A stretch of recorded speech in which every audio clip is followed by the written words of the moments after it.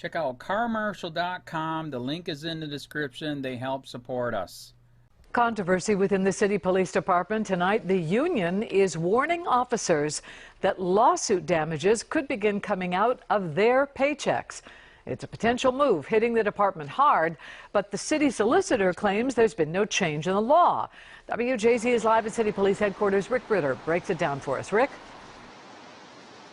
Well, Denise, some say this was like an earthquake going through the department. The FOP says if this is the case, why would anyone want to be a police officer in this city? Tonight, they are demanding clarity for a department that is already dealing with turmoil.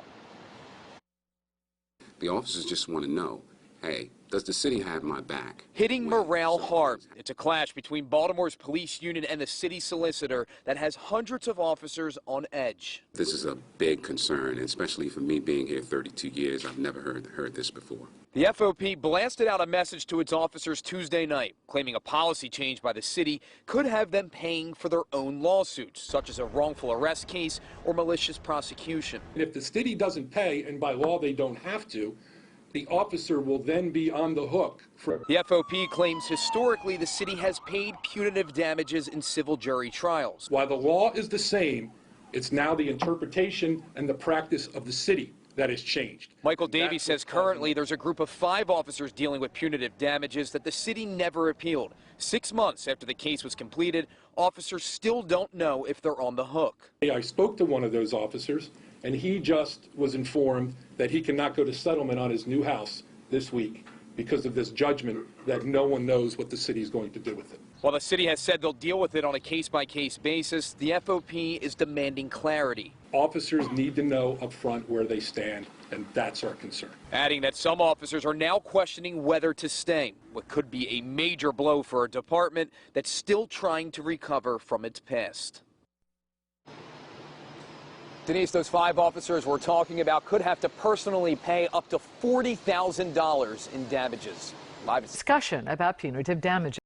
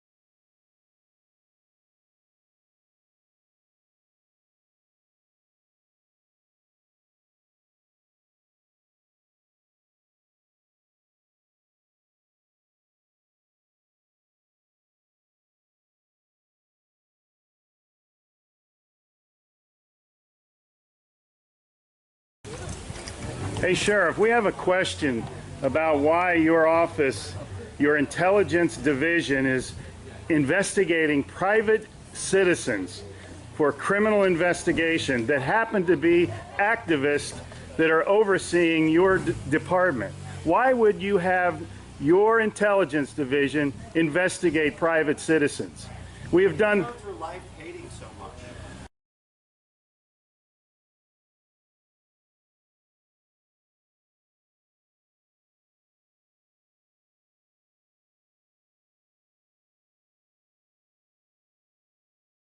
Sir, we don't hate anyone. We love freedom and we love American people.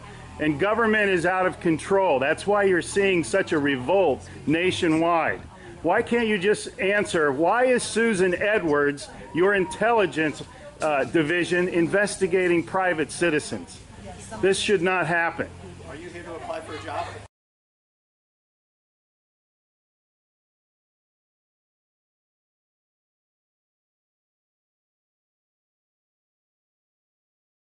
Possibly I might be applying for a job, but that's irrelevant to my question. Why would you ask that question? Well, enjoy the fair. Okay. Excuse me. Excuse you? Excuse me, sir. So those of you that haven't been on a bike before, Sheriff's getting a little too pushy. You work for us, Sheriff. Just keep that in mind. At one time, we respected you, but not with that type of attitude.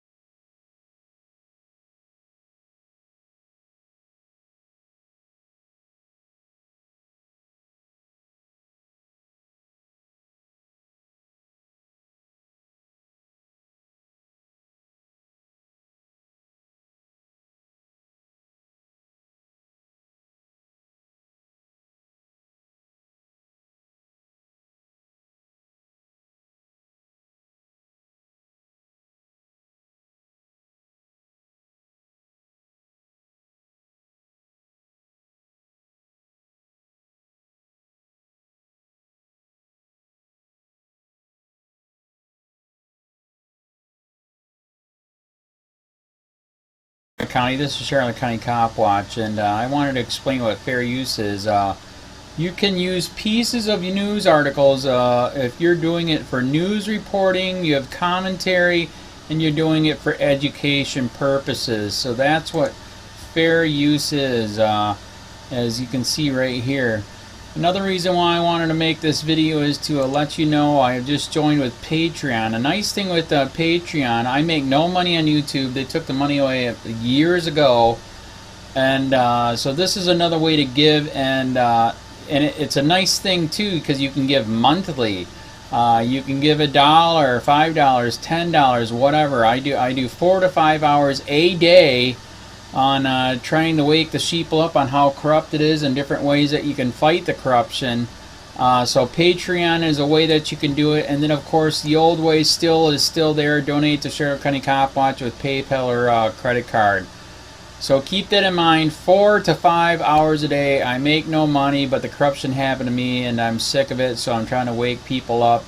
But my wife would love it if if we could get some help out there. There's 47,000 subscribers. Just think if each one of you subscribers just gave let's say actually yes, $1 a month. 47,000 subscribers gave $1 a month. That would be awesome. That's not going to happen. But anyways, that would be great if it did happen. But do the math in your head. Just think about it. Like I said, 4 to 5 hours a day. I get no money from YouTube. YouTube has gone nuts. You can't do anything anymore. They're taking the money away everywhere. So these are a couple different ways that you can still help out with all this time that I put in. And as you know, I'm in a special situation where at least I can do it. 4 to 5 hours a day. We have a cleaning company during the day. That's what allows me to do this, and we're debt free. So this is my hobby. I don't go fishing and all that other crap. I try to save the world. So help me out to make the wife happy, man. In fact, if you guys did give $1 a day, and there was 47,000 of you, and you did it, and each of you gave $1, and that was every month, oh my God, yes, I could quit. I could start suing them. Another idea too that we have is if I got some funds, we could actually contact everyone that has been ticketed and or arrested and put in jail and start sending them postcards to let them know we're here, and to see if everything went all right, and if it didn't, find out their story. So we could even do more investigations and more lawsuits. Lawsuits take money. So just think about that. You know, 47,000 of you so far right now. You know, $1 a day. I mean, $1 a month on Patreon, or $5 a month Patreon, 10, 20, whatever. Just do the math in your head. Help out. This is a lot of work every single day. Thanks.